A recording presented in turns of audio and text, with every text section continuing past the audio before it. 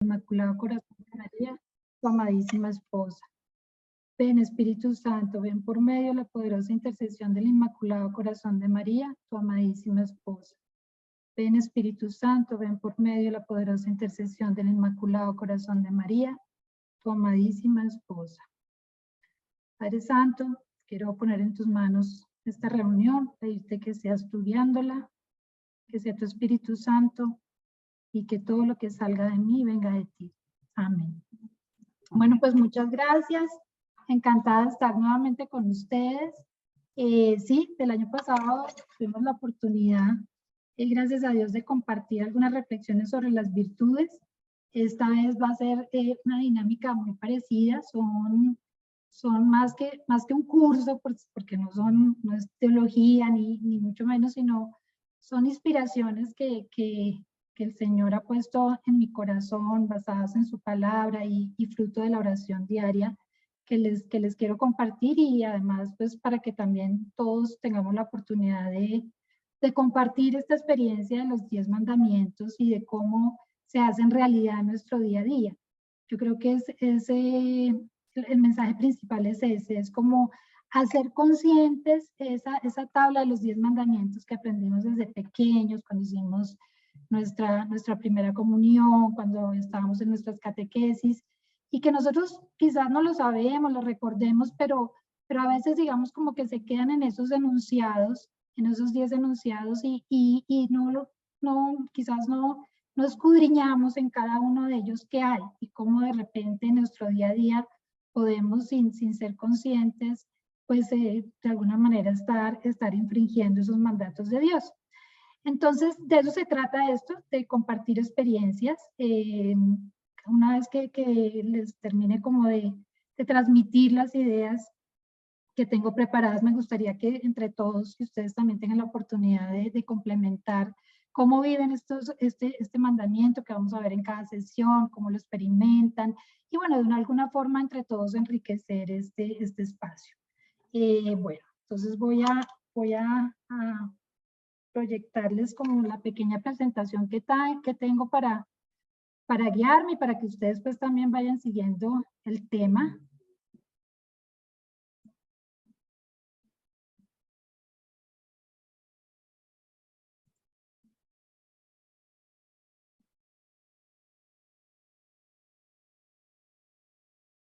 Bueno,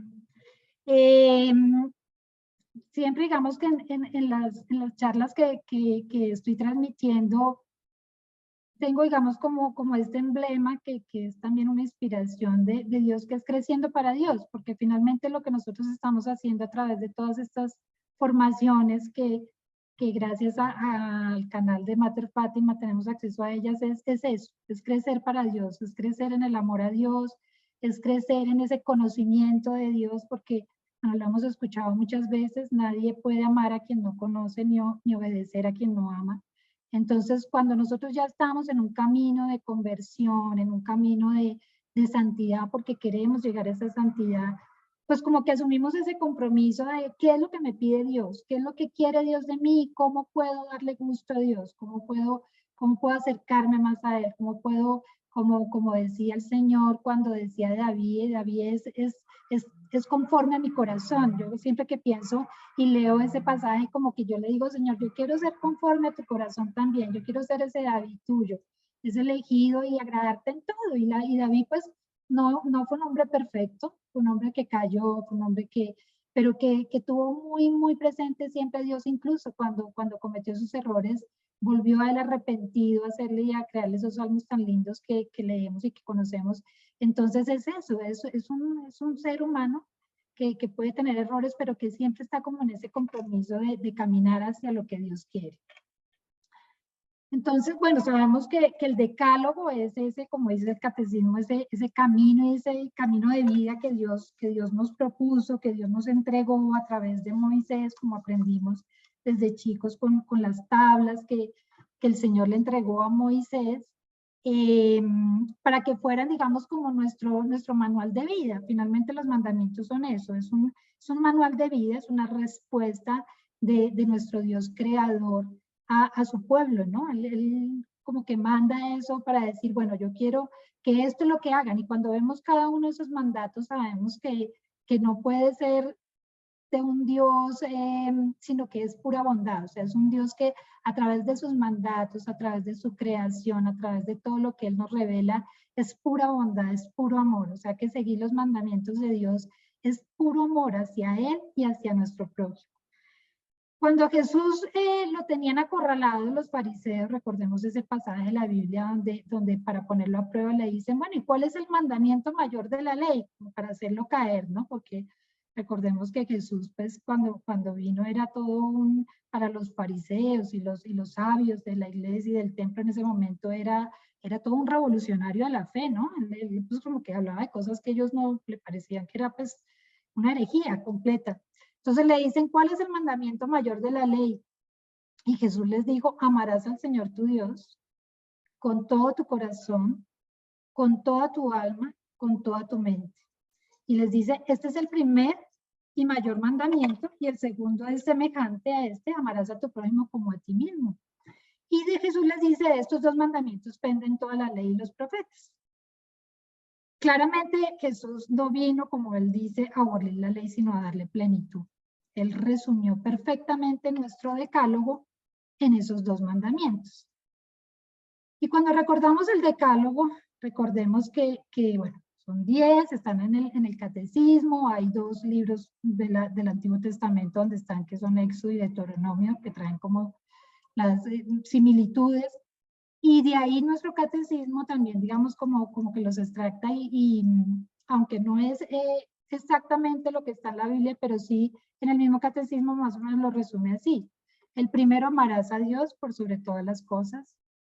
El segundo, no tomarás el nombre de Dios en vano. El tercero, santificarás las fiestas.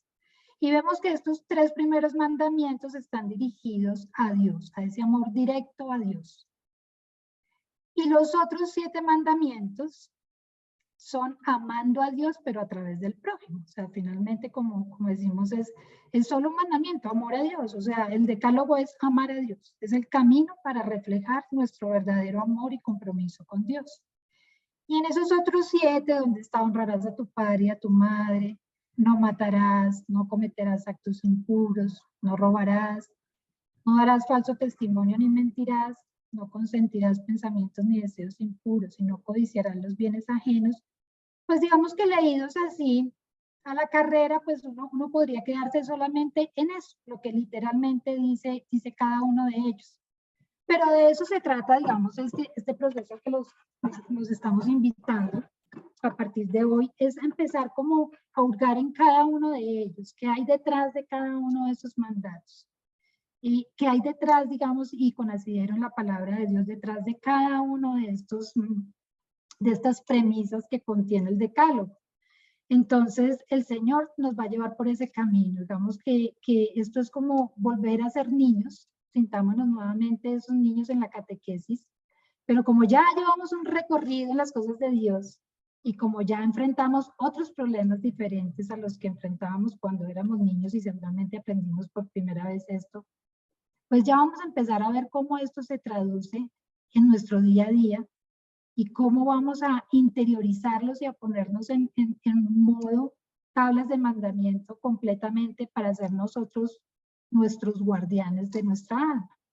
Porque el Señor nos dice que permanezcamos vigilantes, no se sabe en qué momento Él va a llegar y nos va a llamar, no se sabe en qué momento vamos a tener ese juicio personal con Él, pero más que por un temor, que no debe ser así, a un castigo o algo, es por amor puro, es por hacer conciencia que Dios lo merece todo, de que Dios es un Dios de amor, que se reveló a la humanidad a través de Jesús. Jesús es la muestra de ese Dios invisible, y que nos vino, digamos, a más, nos dio nuestro plan de salvación, nuestra segunda oportunidad después del pecado original, nos hace hijos suyos a través del bautismo.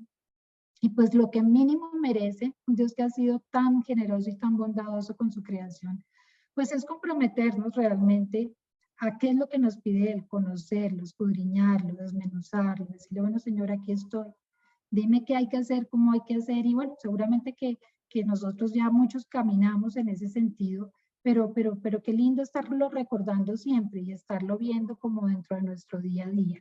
Esto es, el Señor, digamos que a través de estos mandamientos, Él a lo largo de la palabra nos trae muchas promesas y nos dice muchas cosas sobre sus mandatos. Cada vez que veamos mandamientos tenemos que remontarnos a estas tablas porque ahí empezó todo. Sabemos que Jesús ya nos hace, como en toda su perfecta sabiduría, un resumen ejecutivo del decálogo perfecto también, pero igual, digamos, tengámoslo siempre presente. O sea, cada vez que nos está hablando de mandamientos, pensemos en ese decálogo que fue donde empezó todo. ¿Qué dice él en su palabra? Dice, si me amáis, guardaréis mis mandamientos. El que tiene mis mandamientos y los guarda, ese es el que me ama. Y el que me ame será amado de mi Padre, y yo le amaré y me manifestaré a él. Bueno, estas son unas citas entre muchas otras que hay en la palabra de Dios.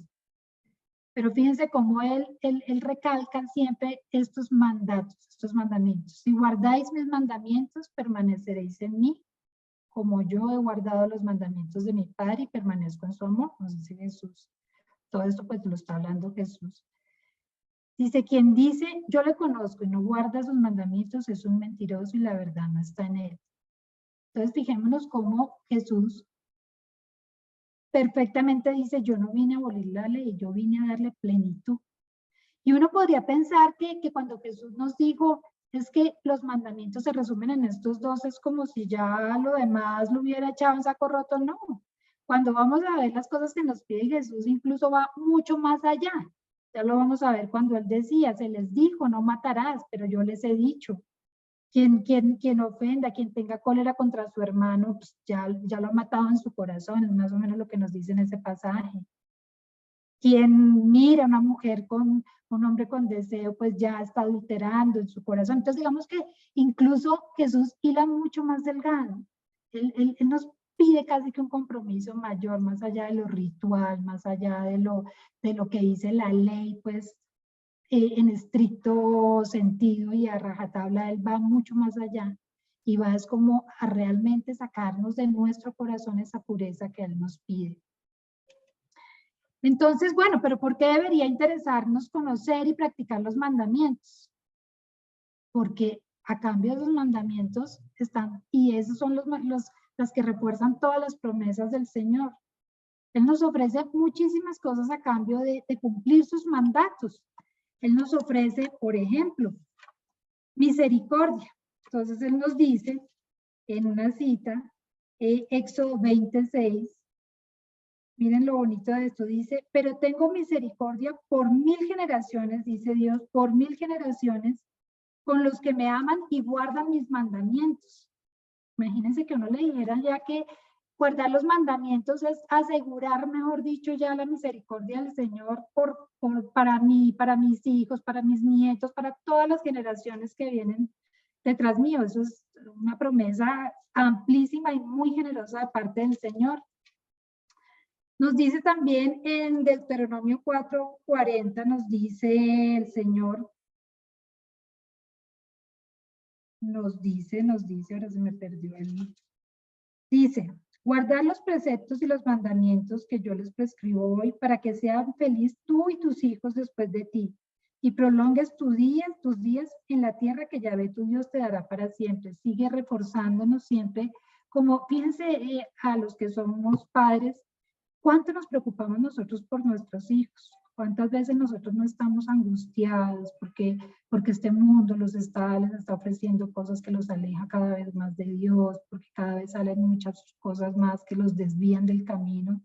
Y el Señor casi que hace una promesa para nosotros, en cabeza nuestra, como que nos dice, encárguense ustedes de cumplir los mandatos y yo les daré la felicidad y misericordia a ustedes y a sus hijos, a sus nietos, 1000 generaciones más. Entonces es una felicidad que obviamente no es la felicidad que ofrece el mundo, lo sabemos, es la felicidad que nos ofrece Dios, que es una felicidad que no es de este reino, es de su reino y es diferente porque nosotros pensamos como hombres, pero Él nos pide que pensemos, que hagamos propios sus pensamientos, pensar lo que Él quiere para nosotros y desear eso. Bueno, y en Deuteronomio 11:20 nos habla el Señor para también de sus mandatos, nos dice, si escuchas todo cuanto yo te ordene y andas por mi camino y haces lo recto a mis ojos, guardando mis decretos y mis mandamientos, como hizo David mi siervo, estamos hablando de David, yo estaré contigo y te daré una dinastía estable como se la di a David. Sigue hablándonos el Señor de nuestras generaciones, de nuestra descendencia. Fíjense, hermanos, cómo es, o sea, qué tranquilidad nos da a nosotros el saber que todas estas promesas están hechas para nosotros y nuestras generaciones, nuestra descendencia. O sea, es como tener como padres esa tranquilidad del corazón de que el Señor nos dice, cumplan mis mandatos y yo tendré misericordia para ustedes y para todos los que vengan de ustedes. Entonces, eso da muchísima tranquilidad. Cuando nosotros vemos un hijo que esté por el camino equivocado, que esté, no sé, siendo seducido por el mundo, que esté pronto extraviado. Fíjense cómo si nos aferramos como debemos hacerlo a estas promesas, eso nos va a dar una paz y una serenidad infinita. Y como dice el padre Philip Jackson en su libro La Paz Interior, que se los recomiendo, dice que el itinerario hacia Dios y hacia la perfección que se nos pide es mucho más eficaz, más corto y también mucho más fácil cuando el hombre aprende poco a poco a conservar en cualquier circunstancia una profunda paz en su corazón. Porque es que Dios es paz, Dios es tranquilidad, Dios es serenidad. Y Él es tan bello que Él siendo la paz en sí mismo, la esencia de paz, Él nos dice cómo adquirir esa paz. Y aquí está la clave. Esta es, digamos, la fórmula que Él nos da para adquirir esa paz. Bendiciones a granel vendrán de Él con esa paz. Miremos entonces ahora, por ejemplo, en el Nuevo Testamento, Juan 14, 21. Miremos a ver qué nos dice Juan 14, 21. Nos dice ya en el Nuevo Testamento el Señor, el que tiene mis mandamientos y los guarda, ese es el que me ama. Y el que me ame será amado de mi Padre, yo le amaré y me manifestaré en él. Fíjense, hermanos, esto es un tesoro. Razón tiene el Señor cuando dice que no ha encontrado, el reino de los cielos ha encontrado un tesoro que no quiere perderlo jamás, haría lo que fuera, vendería lo que fuera por conservarlo. Porque es que el tesoro realmente que nos ofrece el Señor es su paz. Y Él nos dice cómo hallar esa paz. Y esta es la clave. Por eso, de pronto, una charla, unas reflexiones sobre los 10 mandamientos sonaría como algo, wow, o sea, ¿qué podemos aprender más de los 10 mandamientos? Ya sabemos que sí, que el Señor sacó a su pueblo de Egipto, que el Señor designó a Moisés, que Moisés fue con Aarón, que Moisés estuvo en oración, que Moisés hablaba con Dios, que que el Señor le entregó la... Bueno, pero ¿qué más podemos saber de los 10 mandamientos?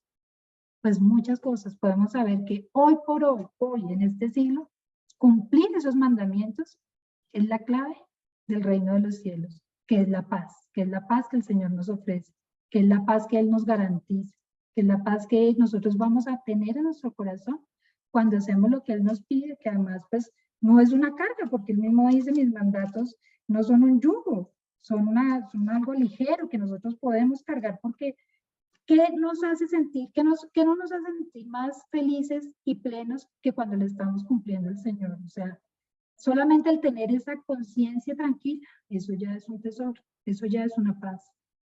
Entonces es hacer lo que Él nos pide. ¿Cómo? Pues vamos a empezar a desarrollar cada uno de estos mandatos que Él nos trae. Bueno, y así el Señor nos sigue diciendo, como lo habíamos en la anterior slide, que recibiremos lo que pedimos y cumplimos sus mandatos, que seremos uno solo con Él cuando estemos cumpliendo sus mandamientos. Entonces el Señor es muy generoso, o sea, Él no solamente nos dice qué nos ofrece, sino cómo lo conseguimos. Fíjense, Él es el maestro de maestros, Él es el que nos va guiando como a niños chiquitos, como cuando uno guía a sus hijos y les enseñaba a caminar, a comer, esto es bueno, esto es malo. Así nos trata el Señor y así tenemos que ser nosotros como niños para Él, para realmente poder entrar en el reino de los cielos. Entonces, esto es como el premio mayor, hermanos. O sea, para mí esto es como no sé, como la lotería, pues, del reino de los cielos, solo que, pues, nadie se gana la lotería sin comprarla. Entonces, pues, nadie podría acceder a esas promesas de Dios sino es pues haciendo lo que Él nos pide que hagamos, que además es para nosotros mismos felicidad pura. Bueno, entonces entremos, digamos que haciendo el planteamiento de por qué es importante cumplir sus mandatos, por qué Dios nos lo pide y qué nos ofrece a cambio de, entremos en materia en estos mandamientos. Entonces el primer mandamiento es amarás a Dios sobre todas las cosas. Digamos que no es que aparezca así exactamente en los pasajes bíblicos, pero el mismo catecismo, extrayéndolo del Éxodo y lo del Deuteronomio, lo resume en esto. Alguna vez escuchaba, perdónenme si voy muy rápido, que en la anterior reflexiones sobre virtudes me decían eso, que hablaba muy rápido, entonces si voy muy rápido, por favor, me lo hacen saber con total confianza. Si no entienden algo, no hay problema. Entonces el Señor dice, bueno, alguna vez escuchaba, les quería contar que una discusión, así lo dice el catecismo, amarás a Dios sobre todas las cosas, lo resume así, pero que por qué se decía sobre todas las cosas, como si Dios fuera una cosa. Y yo no creo que sea ese el sentido, sino que lo resume todo, o sea, amar a Dios sobre todas las cosas es amar a Dios sobre las criaturas y sobre todo lo creado. Todo, absolutamente todo, inanimado o no, o sea, o animado, o sea, es todo, todo, todo. Él está por encima del cielo y de todo, todo, todo. O sea, él tiene que ser nuestro principal amor, el amor de los amores, nuestro soporte, nuestra columna. Y vamos a ver cómo nosotros a veces tenemos, digamos que el conocimiento de que así debe ser, pero cuando estamos actuando en el día a día, cuando nosotros nos estamos enfrentando cada día que nos despertamos, cada día que salimos de nuestra cama y empezamos nuestra rutina diaria, pues como que ese amor de los amores se va desdibujando porque ya yo soy el que estoy tomando el control de todo, intentando resolver todo, preocupándome por todo, creyendo que yo lo puedo solucionar todo, creyendo que si yo no lo hago nadie lo va a hacer. Entonces, de eso se trata de este mandamiento. Amarás a Dios sobre todas las cosas encierra muchísimo, pero muchísimas cosas y ya lo vamos a ir viendo. ¿Qué es lo primero, digamos, que este mandamiento nos llama a hacer? Reconocer a Dios. Reconocer a Dios, esto tal vez para quienes estuvieron en las reflexiones de virtudes les va a sonar, porque tiene que ser repetido mucho lo que veíamos cuando la humildad, y es reconocer a Dios como nuestro creador. Reconocer a Dios como lo máximo, venimos de Él, somos su criatura, Él es el grande, yo soy el pequeño, Él es el más, yo soy lo que Él quiere que yo sea, pero yo soy criatura. Entonces, nada que Él no permita va a suceder en mi vida o nada que Él no tenga el control va a pasar. O sea, es tener esa conciencia absoluta de que Dios es Dios, Él está allá, yo estoy acá, pero aún así siempre tendré acceso a Él, porque Él realmente me está llamando a amarlo en todo momento. Él me está invitando todo el tiempo a que seamos uno solo, y eso me lo dice infinitas veces en su palabra y en todo momento. Entonces, ¿qué es? Dice la palabra. Yo, Yahvé, soy tu Dios que te he sacado del país de Egipto, de la casa de servidumbre. Así empieza este mandamiento y este decálogo. Entonces, digamos que ahí es donde Dios se quiere revelar como mi libertador, como el que me dio y me ofreció esa libertad.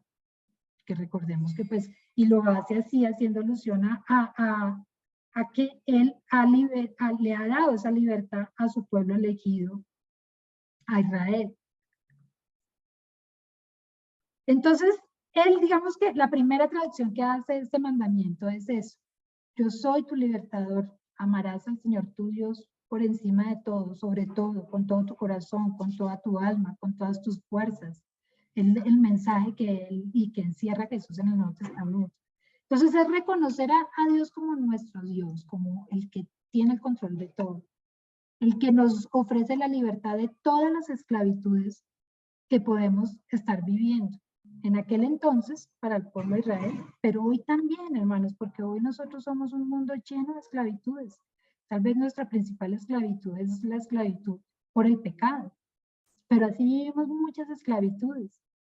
Entonces lo que nos viene a ofrecer es esa fuente verdadera de felicidad. Recordemos cuando Dios, encarnado en Jesús, está en el pozo y le dice a la samaritana que que si ella le pidiera a él de beber, él le ofrecería el agua de vida eterna y ya nunca más tendría sed, porque es así. Cuando nosotros realmente vamos a ese pozo de vida eterna que es el Señor, nunca más vamos a tener sed. Él lo encierra todo. Y eso es lo que nosotros lo sabemos, pero difícil ¿qué tanto nos cuesta hacerlo realidad? Piense también que el Señor es tan completo en todo que el hombre pues sabemos en este mundo ha querido salirse de Dios cada vez, bueno, el mundo va cada vez más alejado de Dios, cree que cada vez va a poder estar más sin Dios, que se va a poder soltar más, la autosuficiencia, el hedonismo, o sea, como que el hombre ya se quiere hacer su propia religión, su propia espiritualidad, quiere hacer todo, o sea, ya quiere su procreación, se siente dueño de la vida, cuando la quita, cuando la da, todo. Pero realmente el hombre que encuentra la felicidad verdadera es el hombre que encuentra a Dios, encuentra ese camino y se hace uno con él. Y si no, pues que nos lo digan a nosotros que estamos aquí recibiendo formaciones de Dios, otros dándolas. ¿Por qué? Porque ya tenemos esa certeza de que Dios es la felicidad plena, de que realmente la plenitud es estar con Dios, es reconocer que el Señor lo vale todo, que yo sin Él no soy nadie, como dice Él, sin mí nada podéis hacer. Entonces Dios es el que nos lleva por ese camino, que aunque a veces cuánta gente no está llena de riquezas, llena de fama, de poder, y como que cree que cada vez quiere más y más y más, y cada vez que alcanza algún logro, pues como que siente que está otra vez vacío, y entonces va por otra cosa más, y por otra cosa más, y siempre sentirá ese vacío en el corazón, porque como dice San Agustín, mi corazón está inquieto hasta que vuelva a ti. Entonces, o sea, siempre, como dice San Agustín, estábamos buscando todo por fuera, yo te tenía dentro de mí. San Agustín es uno de los que más nos enseña ese caminar, porque pues tarde le llegó la conversión gracias a los ruegos de su madre Santa Mónica, pero cuando lo encontró reconoció que ese era su amor verdadero, y así muchos santos, San Ignacio de Loyola, donde pues lo más importante para él era el orgullo de estar, digamos, ser un militante, ser un caballero, pero cuando realmente se ve impotente en una cama, postrado por una enfermedad, empieza a encontrar el verdadero sentido y la felicidad y ya no quiere salir de ahí, porque quien encuentra a Dios ha encontrado la perla preciosa. Entonces, fijémonos, hermanos, digamos, en este primer mandato, cuando el Señor se nos muestra y se nos revela así como nuestro libertador.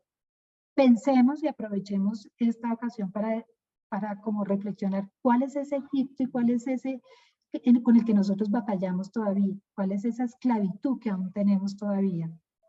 Hay muchas esclavitudes en las que nosotros nos podemos ver inmersos, no sé, tal vez falsas seguridades en las que hemos puesto nuestro corazón, tal vez las deudas, cuántas crisis económicas que nos hacen esclavos, y entonces nosotros vivimos solo en función de eso, una y otra vez, y otra, y otra, y otra, y otra, y preocupados, y angustiados, y nos enfermamos, tal vez, no sé, amores no correspondidos, adicciones, un ministerio mal llevado, tantas cosas que nos hacen sentir tan vacíos.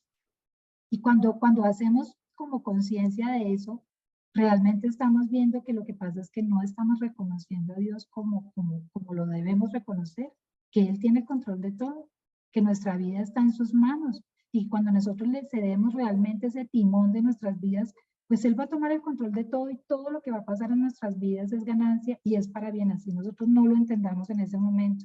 Entonces, cumplir este primer mandamiento, hermanos, es reconocer a Dios como nuestro verdadero creador, el que libera, el que proporciona felicidad, el que nos da paz, el que realmente nos llena, el que llena y representa ese verdadero amor.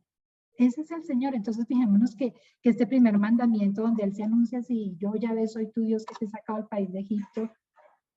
Bueno, él sacó al pueblo de Israel del país de Egipto, pero porque también en ese momento, así después hubiesen renegado de Dios y bueno, pasó todo lo que pasó, pero en ese momento, ¿qué tenía que pasar para que realmente el pueblo de Israel saliera de Egipto? Pues el sí del pueblo de Israel, Israel dije, quiero salir de esta esclavitud, Y entonces, digamos que comprara el discurso de Moisés, que ya había sido designado, y dijeran, sí, nos vamos detrás tuyo, vamos a salir de esta esclavitud.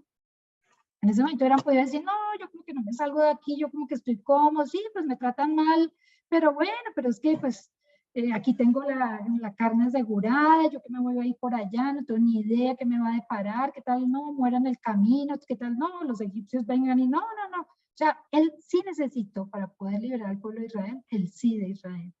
Y eso es lo que hoy nos pide el Señor, hermanos, ese sí cuando nosotros estamos viviendo una esclavitud de las que veíamos antes. Ese sí es decirle, Señor, sí, hoy en este momento mi situación financiera no es la mejor, pero yo sé que tú tienes el control. Yo sé que tú eres providente.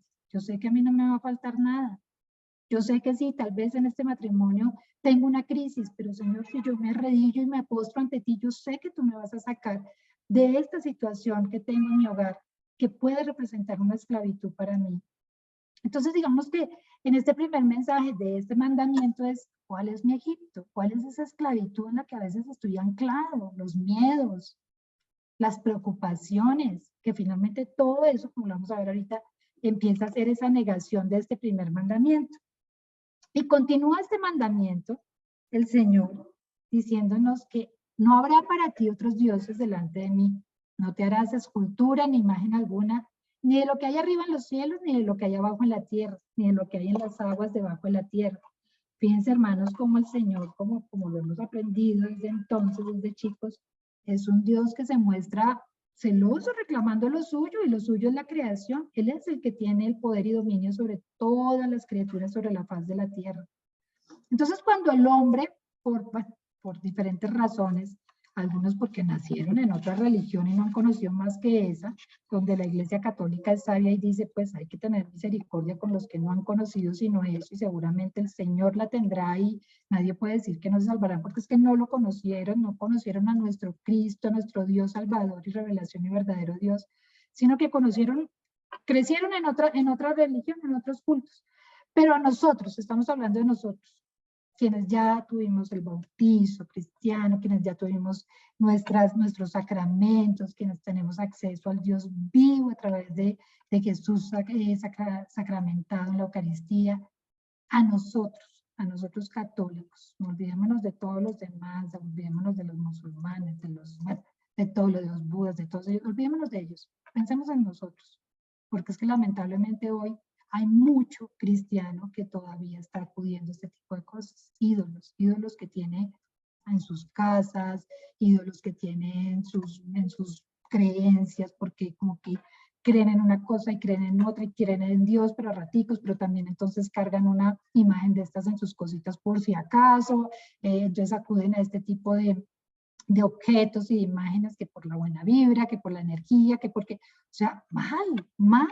Y es un pecado contra el primer mandamiento. No sé si todos seamos tan conscientes de eso, pero es un pecado grave, porque es idolatría. Entonces el que tiene el Buda en la casa y de repente dice, no, pero no, yo no creo en eso, es solamente por decoración.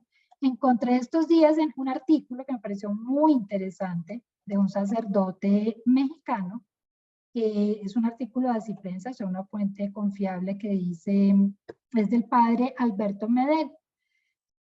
Y dice dice el artículo, me va a permitir leerles este rapidito, dice, ante la proliferación del amuleto ojo turco, un sacerdote que integra el Colegio de Exorcistas de la Arquidiócesis Primada en México advirtió del peligro espiritual de aceptar en el corazón creencias absurdas.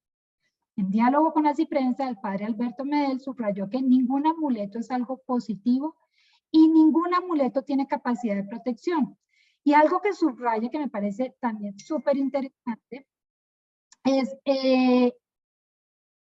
dice, el sacerdote mexicano también descartó que sea bueno usar amuletos como el ojo turco de forma decorativa, pues el problema es que ese tipo de objetos no dejan de tener una fuerte carga simbólica. Es decir, yo no puedo creer en el supuesto poder que tiene. Es decir, yo puedo no creer en el supuesto poder que tiene. Sin embargo, para alguna persona que visita mi casa o que me vea que traigo colgado eso, aunque sea solo por adorno o porque me gusta, no deja de causar confusión. Clarísimo.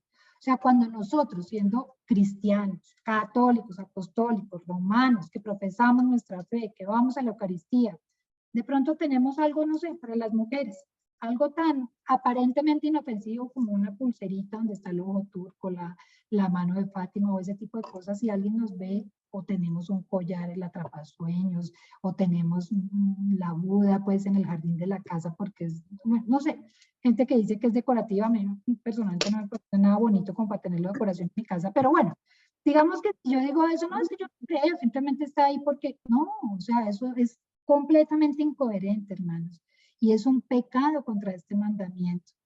Dios es celoso del amor de sus hijos. La superstición, dice nuestro catecismo, es atribuir efectos mágicos a ciertas prácticas o objetos. Pero aún así nosotros no le atribuyamos esos efectos mágicos, como veíamos el artículo de este sacerdote, el solo tenerlos por decoración, mal, no está bien. No está bien, genera confusión, es incoherente, no estamos transmitiendo nuestra fe, estamos escandalizando, muy seguramente estamos escandalizando. Entonces, desterrar completamente todo esto de nuestras vidas, si nosotros queremos ser coherentes, consistentes con nuestra fe, totalmente descartado leer un horóscopo, descartado obviamente visitar brujos, magos, ir a la lectura de las cartas, no, o sea, tenemos que ser consistentes con nuestra fe. Y fíjense que es que la promesa que nos hacen por cumplir estos mandamientos no es cualquier cosa, es el cielo, es la felicidad en la tierra, es las bendiciones para nuestras generaciones. Entonces, pues, ¿qué atractivo mayor que ese puede haber? Ninguno. Ser consistentes y coherentes con nuestra fe. Entonces, prohíbe también este mandato usar, bueno, estatuas como ídolos. Y nuestra iglesia, bueno, sabemos que nuestra iglesia, y eso es de pronto algo de la discusión que nos plantean nosotros, nuestros hermanos protestantes, que nosotros tenemos ídolos que porque tenemos imágenes religiosas. Ya sabemos, seguramente ustedes que son hermanitos de Mater Fátima, que escuchan las formaciones del canal, pues ya muchas veces lo han escuchado, que no, obviamente no es cierto, porque nosotros esas imágenes no las adoramos, nosotros veneramos las imágenes porque son un recuerdo de aquello en lo que nosotros creemos, pero no es que la imagen por sí sola sea la que nos esté a nosotros dando esa seguridad, no, nosotros creemos en Dios, en la Virgen, creemos en los santos, y las imágenes lo que hacen es un efecto visual, como lo han escuchado durante muchas veces, como tener la foto de mi hijo, de mi esposo, de mi padre, una foto que me recuerda a quien yo amo, que es ese ser querido, pero no es obviamente que lo sustituya ni mucho menos. Entonces, no tenemos, nosotros por eso tenemos la conciencia limpia y clara de que si tenemos imágenes en nuestra casa, pues son imágenes que veneramos porque nos recuerdan lo que es sagrado para nosotros, que es Diosito, la Virgen, Jesús, bueno, todas las representaciones de todo lo religioso que está absolutamente permitido usar. Entonces, bueno, pero también hay otro tipo de ídolos y quiero que pensemos también en esto, porque digamos que nosotros no nos podemos quedar solamente en este tipo de ídolos materiales y estatuillas. El Señor también, siendo un Dios celoso que reclama lo que es suyo, pues quiere que nuestro amor realmente, nuestro primer amor sea Él. Entonces pensemos a veces también cuando nosotros hacemos ídolos en las personas, ¿no? O tenemos apegos o en bienes o en personas. Nos estamos muy apegados, el ídolo puede ser el dinero, porque estamos completamente en esa búsqueda desaforada del dinero simplemente por tener, por poseer, o porque tenemos un amor enfermizo con nuestros hijos, o sea, creemos que si nosotros no estamos encima de ellos, nadie los va a cuidar mejor que nosotros. Eso es desconfianza de Dios, claramente. Tenemos un ídolo en nuestros hijos o tenemos un ídolo en nuestra pareja. ¿Cuántos amores enfermizos no hay que sin esa persona no podemos vivir? Que tenemos que estar, mejor dicho, son amores posesivos, absorbentes, enfermizos. Entonces pensemos realmente, y cuando por ejemplo nosotros estamos distribuyendo nuestro día, que tenemos que tener equilibrio en todo claramente, que tenemos que tener, digamos, como esa recta intención en todo lo que hacemos y cómo distribuimos nuestro tiempo para no recargarnos en ciertas cosas, pero pensemos si realmente nosotros le damos ese tiempo perfecto a Dios en nuestro día a día, o estamos demasiado recargados y preocupados por estar atentos solamente a los hijos, al esposo, y no sacamos ese tiempo para Dios, pues porque eso también se nos vuelve ídolos. Entonces eso, o sea, cuando hacemos conciencia de que cuando el Señor nos pide que Él sea nuestro único ídolo, porque lo merece por toda la bondad infinita que tiene hacia nosotros, pues ¿cuáles son esos ídolos que nosotros realmente en el día a día podemos tener y podemos estar adorando? Que no son solamente este tipo de estatuas que son fáciles de reconocer y de pronto fáciles de evadir y de hacerle el quite, sino también muchas otras cosas que se vuelven ídolos para nosotros. Esto, los bienes materiales, los apegos a las personas, etc. Entonces, claramente nuestro único ídolo es Dios. Y en eso digamos que tenemos que estar siempre muy pendientes. O sea, realmente cuando estamos recargándonos demasiado en algo, pensar si realmente nosotros estamos haciendo ídolo en esa actividad, en esa persona, en ese bien. O sea, tenerlo muy presente. Bueno, y finalmente este mandamiento, finalmente no, este mandamiento es, ¿qué encierra este mandamiento? Es enamorarme de Dios. Dice el Señor, amarás al Señor tu Dios con todo tu corazón, con toda tu alma, con toda tu mente y con todas tus fuerzas. Y amarlo realmente de corazón es como que esa presencia de Dios en nosotros está todo el tiempo. O sea, como que palpitamos por Él, como que nos sentimos enamorados. Es como cuando tuvimos ese amor de jóvenes y que sentíamos maripositas en el estómago, tanto hombres como mujeres seguramente lo sentimos. Es eso, entonces, es sentirnos ese amor, es que todo lo de Dios nos palpite, que todo lo de Dios, no dicho, se nos meta por las venas y nos recorra todo el cuerpo, que si estamos en una Eucaristía, realmente nuestro corazón late de amor por Él. Y es un amor que viene de Él, ¿no? Nosotros fuimos hechos por amor y para amar. Entonces es un amor que nos transmite nuestro Creador. Amarlo con nuestra alma quiere decir que es un amor que trasciende, es un amor que va más allá de lo superficial, de lo que vemos, de lo que tocamos. Es un amor que va más, es sobrenatural, porque nosotros a veces el hombre nos hemos vuelto tan racionales que solo queremos amar como lo que estamos viendo, lo que es materia. Pero realmente amar a Dios es amar lo sobrenatural, es amar el Espíritu, es ese amor que me sale del corazón, de las entrañas, como dice él. Y amarlo con el Espíritu quiere decir que nos conectamos con Él. Cuando estamos amando a Dios con toda nuestra alma, con nuestra mente, con nuestras fuerzas, es que ya somos uno solo con Él. Es como que nos estamos transfigurando en Él, o sea, como que ya nuestras elecciones son las de Dios, nuestros pensamientos se vuelven uno solo con los de Dios, nos gusta lo que les gusta a Dios, o sea, pero eso es una gracia, ¿no? Claramente es una gracia y hay que pedirla, Señor, enamórame de ti, que toda mi vida gire alrededor tuyo. Porque es que amar a Dios es amar a todo lo demás. O sea, cuando yo me decido a hacer bien mi trabajo es por amor a Dios. ¿Por qué? Porque tengo ese compromiso con Dios de hacer bien las cosas. Cuando amo a mi familia, la atiendo mis deberes de Estado, que son cumplir esas cosas a las que, según la vocación a la que el Señor nos ha llamado, si nosotros somos hombres y mujeres de hogar, de familia, padres de familia, pues ese es nuestro deber de Estado, en nuestra familia. Entonces, somos empleados en una empresa, pues nuestro deber de Estado también está en esa empresa. Entonces, es hacer todo eso con pasión y con amor, y ahí estamos amando a Dios. Es amar a Dios a través de todo lo que tenemos que hacer, y toda nuestra vida se nos convierte en un amar a Dios, completamente en todo, y eso se transfigura en todo, en lo que decimos, en lo que no decimos, en lo que leemos, en lo que vemos. Es como que estamos compenetrados con Él, es tener ese aroma de Él siempre. Y con todas nuestras fuerzas significa ese morir a la carne permanentemente, es decir, vencernos a nosotros mismos, sacar nuestra versión, nuestra mejor versión de nosotros.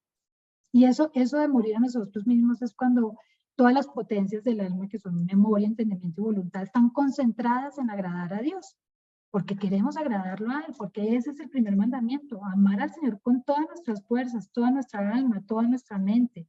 Y ese es el amor que Dios nos pide, que no es, digamos, parece difícil si me voy a concentrar solamente en Él, no, porque Él mismo lo va colocando. ¿Cómo? A través de todos los medios que Él nos ofrece, para embebernos de ese amor, para estar penetrados de ese amor, que es una vida sacramental, completamente. Ahí es donde vamos a recibir toda esa gracia para realmente vivir una vida con Él. Él solo espera que nos enamoremos de Él es un mendigo de nuestro amor. Él siempre tiene, decía la Madre Teresa de Calcuta, esa sed de almas. El Señor tiene sed, como cuando dijo en la cruz tengo sed, Él tiene sed de almas. Y nosotros deberíamos de ser esos misioneros que queremos calmar su sed, no solo con nuestro amor, sino invitando a muchos más a que amen a Dios como Él merece ser amado. Entonces preguntémonos, hermanos, si realmente Dios es nuestro más grande amor. ¿Cómo podemos hacer ese balance en nuestras vidas? Realmente, por ejemplo, pensando cómo es un día, por ejemplo, cómo es nuestro día. Llevemos un itinerario en nuestro día, nos levantamos y ¿qué hacemos? ¿Será que nuestro primer pensamiento es para Dios cuando nosotros despertamos? Cuando abrimos los ojos, nuestro primer pensamiento es para Dios, o es ¿qué será el desayuno? O ay, se me hizo tarde, o tengo que correr al trabajo, se me hizo tarde, o cómo estará mi jefe hoy, o qué voy a hacer de almuerzo. O sea, pensemos, casi que ese primer minuto cuando abrimos nuestros ojos, son esas primicias que le damos al Señor, son eso que le ofrecemos a Dios, realmente es como lo que Él debería poder recibir de nosotros cada día. Entonces, pensemos si realmente Dios es ese primer amor que nosotros tenemos, o qué más, o qué nos distrae en la vida, qué es realmente lo que nos está a nosotros ocupando nuestra mente y ocupando todo nuestro ser. Cuando nosotros nos alejamos de Dios, somos como esa lámpara que se va apagando poco a poco, y ahí quedamos a merced de nosotros mismos, que es un peligro grandísimo, porque entonces nosotros quedamos a merced de nuestras equivocaciones, ¿no? Quedamos completamente expuestos. Y pues dice el Señor que el espíritu es animoso, pero la carne es débil. Entonces quedamos ahí expuestos a nuestra carne. Y sabemos que por el pecado original, pues la concupiscencia nos llama a eso, a la inclinación al mal. Entonces es como darle rienda suelta a esos impulsos de la carne. Amar a Dios es tener también la capacidad de vivir un día completamente para Él en oración. Es como completamente estar sujetos a Él en todo. Yo no sé si ustedes en mi país existía hace muchos años un álbum de monitas, de esos plegables que son como sí, las monitas que uno hacía, que llenaba el álbum, y era Amores, una pareja muy linda que salían hasta con los hijos y todo. Y siempre decía como Amores, y traía muchas enseñanzas y muchos mensajes de qué representaba el amor de una pareja. Entonces pensemos realmente ese amor a Dios, ¿qué es? ¿Qué es amar a Dios? Amar a Dios es asistir a la Eucaristía, amar a Dios es perdonar, amar a Dios es orar, encontrarme con Él en la oración, amar a Dios es realmente vivir esa gracia que Él nos regala y nos ofrece cada día. Entonces, esa es nuestra pregunta en esta parte, ¿es Dios mi más grande amor? ¿Realmente lo es? ¿Realmente lo es cuando yo hago un balance de lo que es mi día a día? Reconciliarme con Dios, nosotros a veces, ¿cuántas veces no le hemos echado y hemos responsabilizado a Dios de muchas cosas que nos pasan? Dice la palabra, somos pues embajadores de Cristo, como si Dios exhortara por medio de nosotros. En nombre de Cristo suplicamos, reconciliados con Dios. Muchas veces lo hemos culpado a Él de cosas que son hechos naturales, como una enfermedad, la muerte de un ser querido, porque estamos tan apegados a la vida y a los seres queridos que entonces no pensamos que nos los pueden quitar. No somos ese Job que dijo Dios me lo dio, Dios me lo quitó, ¿no? Nosotros podemos renegar, culparlo, pelear con Él, pero muchas cosas son pues obviamente derivadas de nuestra libertad. O sea, Dios nos dio libertad, Dios nos dio libertad. El punto es cómo hacemos uso de esa libertad, cómo estamos realmente haciendo uso de lo que el Señor nos ha dado.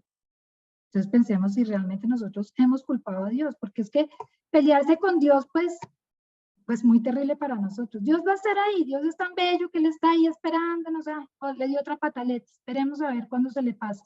Como que, como que lo vemos ahí casi como que yo me lo imagino como cuando uno se pone como a esperar pacientemente que el hijo que le dio la pataleta le pase, pero realmente, ¿quién es el que pierde en esa pelea? Pues nosotros, porque es que Dios va a estar ahí siempre, dispuesto a esperarnos cuando nosotros lleguemos nuevamente. Ay, sí, Señor, perdóname, yo sé, porque además el Señor, no sé si les ha pasado, pero después de que pasamos la prueba, la pelea, todo, nos damos cuenta por qué pasó lo que pasó, y siempre el Señor tiene motivos buenos, siempre tiene motivos buenos con sus hijos, porque de Él solo salen cosas buenas. Dice la palabra que sí los padres que son humanos dan cosas buenas a sus hijos, pues ¿qué no nos dará Dios? O sea, que los padres que son malos y se equivocan le dan cosas buenas a sus hijos, ¿qué no nos dará Dios? Y sí, de verdad, ¿qué no nos dará Dios? Entonces, cuando pensamos así, cuando ese es nuestro pensamiento, pues sabemos que Dios nos va a dar absolutamente todo. El Señor es, mejor dicho, fiel absolutamente en todo. Y bueno, aquí vienen muchas de las palabras que ya hemos tocado, pero que reflejan ese amor es, como les decían las monitas del álbum. Amor es confiar en el Señor. Amor es tener la certeza absoluta de que pase lo que pase, el Señor está conmigo, que Él no me va a dejar, que Él es fiel, que si yo no entiendo esta situación, Él está conmigo, que yo pronto voy a superar esta prueba de su mano. Dice la palabra, Yahvé mi roca, mi baluarte, mi liberador, mi Dios, la peña en que me amparo, mi escudo y fuerza de mi salvación, mi ciudadela y mi refugio. Él lo es todo, todo. Amar a Dios es obedecerlo, es ser dócil a sus mandatos, nos los está pidiendo. Crean en mí, acepten mis mandatos, ámenlos y seremos uno solo. Amar a Dios es tener esa fidelidad clara y perfecta de que sea lo que sea, nosotros no lo vamos a negar, porque es que si lo negamos será Él el que nos niegue después. Es saber que nosotros no vamos a negar a Dios cuando cuéstenos lo que nos cueste. Así tengamos ese antecedente hermoso de que Pedro negó al Señor 3 veces y 3 veces le dio la oportunidad de decirle que lo amara, que lo amaba y afianzar su amor. Pero nosotros, como ya sabemos, pues podemos aprender en cabeza ajena. Ya supimos lo que le pasó a Pedro. No lo neguemos nunca, no nos avergoncemos de él, no neguemos nuestra fe, seamos valientes. Él no nos dio un espíritu de temor ni de timidez, sino de valentía, dice su palabra. Entonces seamos valientes, seamos esos creyentes que ante todo, el Señor en todo, Él nos guiará siempre. Bueno, amar a Dios es estar en perfecta armonía con todos los que nos rodean, es tener esa paz, es convertirnos en constructores de paz, es llevar esa paz a nuestros hermanos, es no amargarle la vida a nadie, es no ser causa de la infelicidad de mi hermano. Todo eso es amar a Dios sobre todas las cosas, porque eso es lo que Él quiere, para eso nos dio su decálogo, para que seamos buenas personas, santos, perfectos como el Padre. Amar los sacramentos, amar a los santos, aprender de ellos. Amar a Dios es el dolor ante el pecado, ese dolor que me hace a mí ir ante la reconciliación y decirle, Señor, aquí estoy, perdóname. Que por ese amor tan grande que le tenemos y que va creciendo en nosotros cada día más, haya esa sensibilidad ante lo que, y ese reconocimiento en nosotros sobre el pecado, que nosotros seamos los guardianes de nuestra propia alma. Pensar brutos, o sea, autoconocernos para saber en qué momento estamos siendo frágiles o vulnerables y podemos caer. Y en ese momento pedir la gracia del Señor que venga en nuestro auxilio para que nos ayude a salir, para que nos ayude a no caer en la tentación. Bueno, y si caímos porque somos débiles y de eso estamos hechos de barro, bueno, levantarnos nuevamente y decirle, Señor, aquí estoy nuevamente, dispuesta a amarte, dispuesta a hacerte fiel, a obedecerte, a confiar en ti, a entregarte todo. Amar a Dios es no acostumbrarnos al pecado. Si ya sabemos que somos así, pues no seamos tan complacientes con nosotros mismos. Ah, no, es que yo soy así, ¿ya qué le vamos a hacer? Loro viejo no aprende a hablar. Mentira, esos son engaños del enemigo. Nosotros sí aprendemos a amar al Señor porque Él pone ese amor en nuestro corazón, como a través de la oración.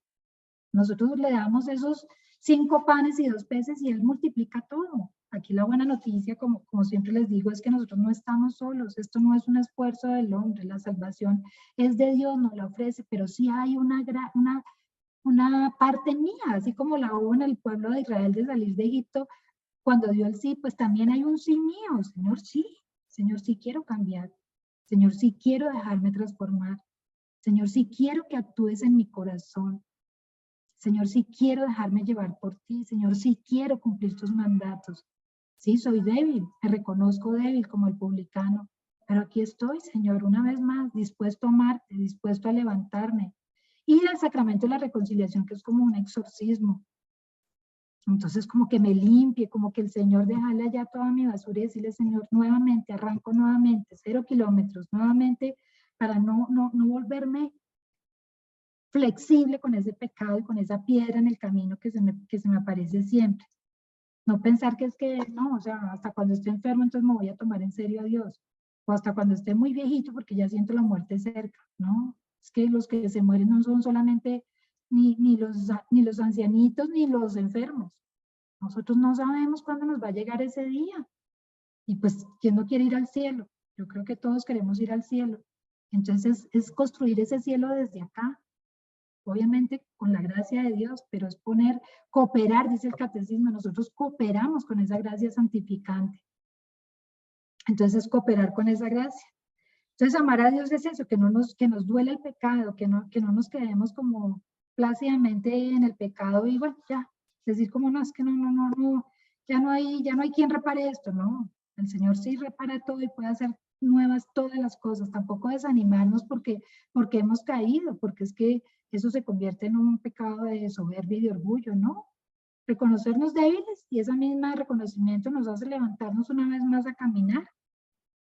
Pedirle al Señor, con la gracia de su Espíritu Santo, que limpie nuestro corazón y volvernos a levantar. Y el ofrecimiento y reparación, cuando vamos creciendo en la vida de santidad, pues ya empezamos como que a verle ese valor al sufrimiento.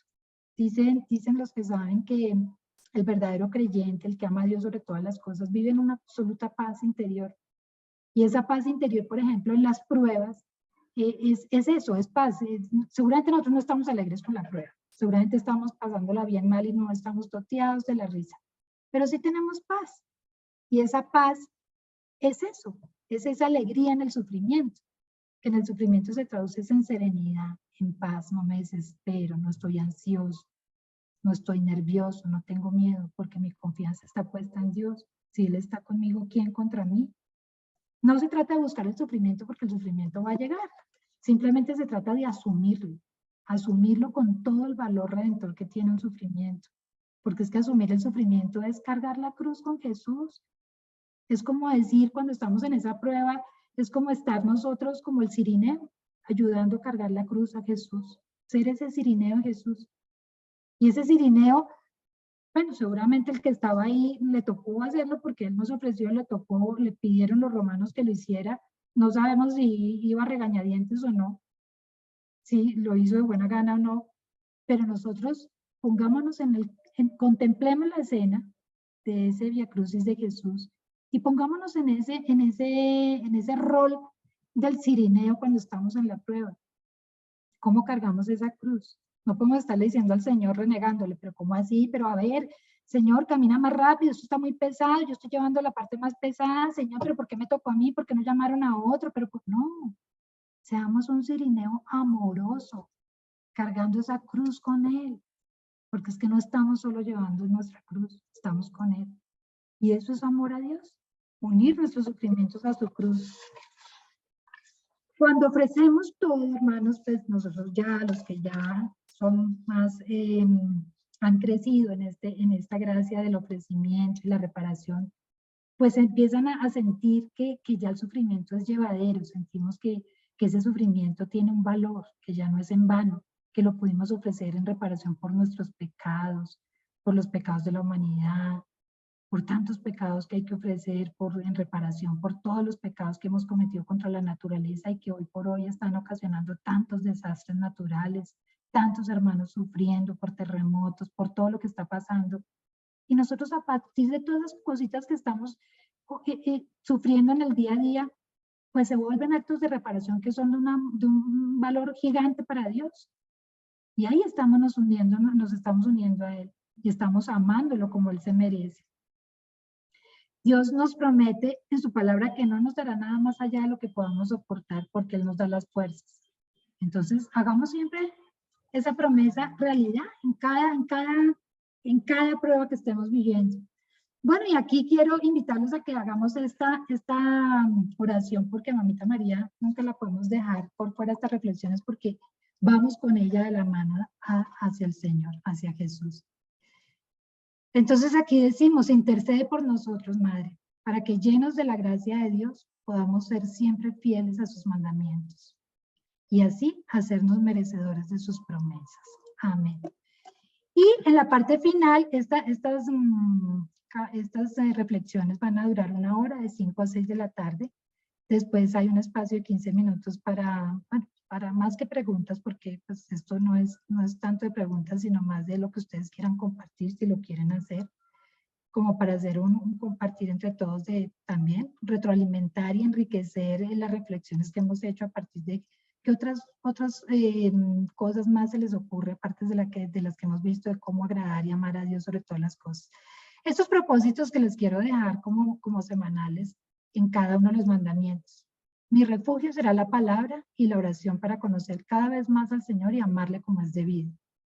Seguramente los que estamos acá ya es un hábito en nosotros leer la palabra a diario, pero si no lo es todavía, hacer de eso un hábito. Un hábito que además es amoroso porque cuando leemos la palabra es Dios quien nos habla. Cuando oramos nosotros le hablamos a Dios y cuando leemos la palabra es Él quien nos habla.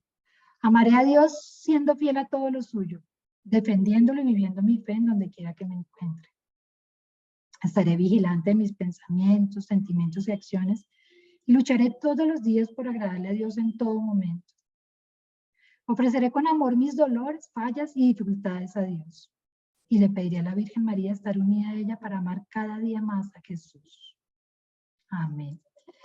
Bueno, pues esto era lo que les quería compartir de mi parte. Yo, pues, esto era lo que les tenía preparado para hoy. No sé ya si quieren abrir sus micrófonos,